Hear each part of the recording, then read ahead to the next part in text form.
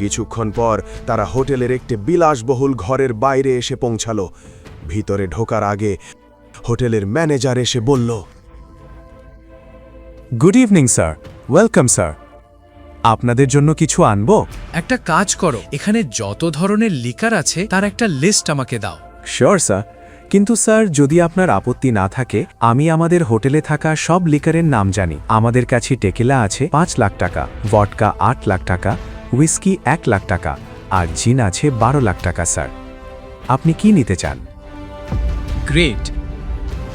ব্যাপারটা হলো আজ আমার কাছে খুব স্পেশাল গেস্ট আছে, তাই সবচেয়ে দামিটা পাঠাও আর বাকি সব কিছুই পাঠাও। শিওর স্যার, আমি আপনাদের জন্য সেরা লিকার নিয়ে আসছি। Good evening sir. আকরাম, হোটেলটা তোমার, অ্যালকোহলও তোমার, তবুও তোমার ম্যানেজার তোমাকে অ্যালকোহলের দাম বলছে, যখন তুমি যে কোনোটা নিতে পারো। কারণ বন্ধু, আমি দিনের হিসেব করে অ্যালকোহল অর্ডার করি, আর আজকের দিনটা আমার জন্য খুবই গুরুত্বপূর্ণ, আসলে আমাদের সবার জীবনের জন্য। তাই আজ আমরা তিনজনই দামি অ্যালকোহল নেব। তো চল উপভোগ করি। ওকে, কাম, লেটস এনজয়। এখন এখানে তোমার পরিচয় লুকানোর দরকার নেই। এই ঘরটাও প্রাইভেট আর সবচেয়ে সেফ। বসো। ঘরটা ছিল ভীষণ বিলাসবহুল। তিনজনই বসে পড়ল।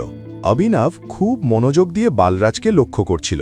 বালরাজ, আজ আমি তোমাকে এখানে ডেকেছি খুব গুরুত্বপূর্ণ একটা খবর দেওয়ার জন্য। আমরা সঞ্জয়ের ছেলে টাইগারকে খুঁজে পেয়েছি, কিন্তু সে এখন আন্ডার কাভারে আছে, তাই বাইরে তোমার সঙ্গে পরিচয় করাতে পারিনি।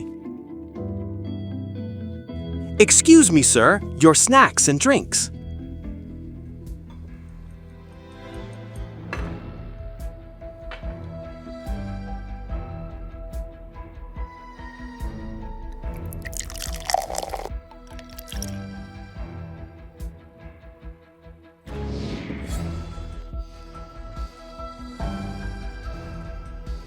Sure.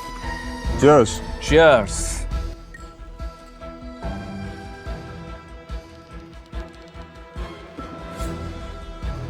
তাহলে এই হলো টাইগার? হ্যাঁ, এটাই আমাদের টাইগার। আমি চেয়েছিলাম ও যেন আমাদের টিমের বড় আর গুরুত্বপূর্ণ সদস্যদের সঙ্গে দেখা করে, আর দেখা করার পর আমরা যে পথে এগোচ্ছি সেই পথে আমাদের নেতৃত্ব দেয়। ক্ষমা করো বন্ধু, কিন্তু আমি একটু হাসছি। কি হলো, সব কথা তুমিই বলছো? আমাদের টাইগার কি বোবা? বলরাজ, টাইগার সম্পর্কে এভাবে কথা বলা উচিত নয়। ক্ষমা করো বন্ধু, ক্ষমা করো।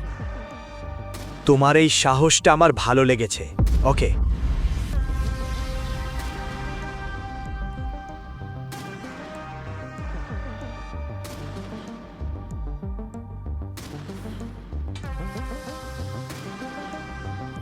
তুমি বস হতে পারো, কিন্তু ভুলে যেও না তুমি কার সামনে বসে আছো। আমি টাইগার। টাইগার না চুপ করে থাকে, না নরমভাবে কথা বলে। টাইগার সরাসরি গর্জন করে।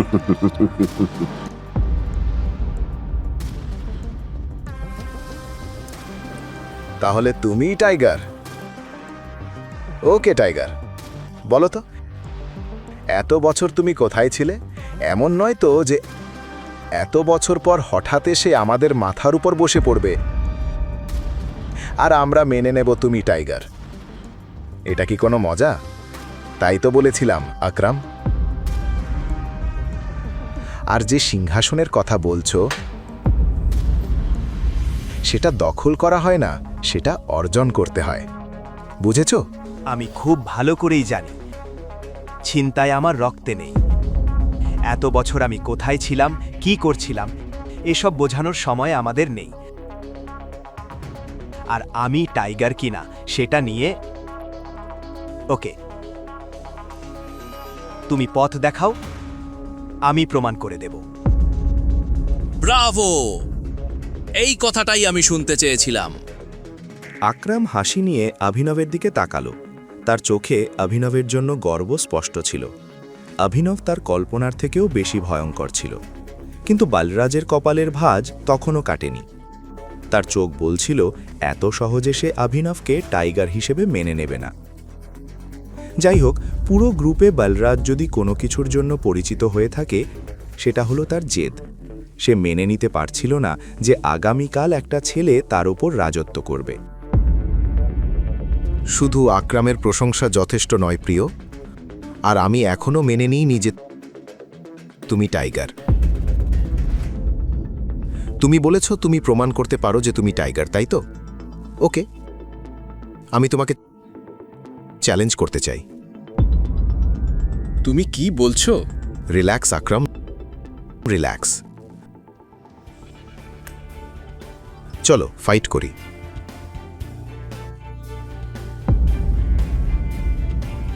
যদি তুমি জিতো,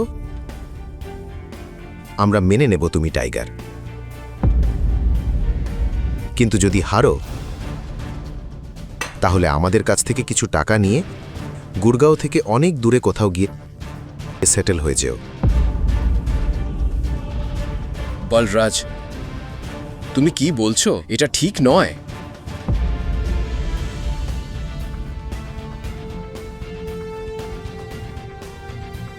চলো ফাইট করি। কবে ফাইট করতে চাও? এটা শুনে বালরাজের মুখে একটা হাসি ফুটে উঠল। আকরাম হতবাক হয়ে গেল। এরপর কি হবে? সত্যি কি ফাইট হবে? অভিনব কি বালরাজকে হারাতে পারবে? এসব জানতে শুনতে থাকুন রিটার্ন অফ টাইগার, শুধুমাত্র পকেট এফএম অ্যাপে। আর দ্য রিটার্ন অফ টাইগারের সব এপিসোড শুনতে বর্ণনায় দেওয়া লিঙ্ক থেকে পকেট এফএম অ্যাপ ডাউনলোড করুন।